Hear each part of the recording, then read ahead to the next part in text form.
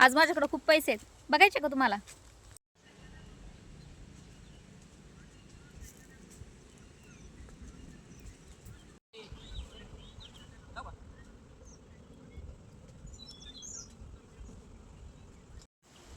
मी आता तुम्हाला दाखवलेले पैसे हे माझ्या पप्पांच्या काकांच्या काळातले आहेत. 1999 पर्यंत हे पैसे चालत होते, त्याच्यानंतर ते बंद झाले. ते त्याच्यात 1986 असं लिहिलंय, त्याच्या खाली एक तुम्हाला डॉट दिसतोय, तर त्याचा काय अर्थ आहे तुम्हाला माहिती आहे का? नाणे बनवण्याच्या कारखान्याला सरकारी टांकसाळ किंवा इंग्रजीमध्ये गव्हर्नमेंट मिंट असं म्हणतात. जेव्हा चांदीचं चिन्ह असतं तेव्हा ते नाणं हैदराबादमध्ये बनलेलं असतं.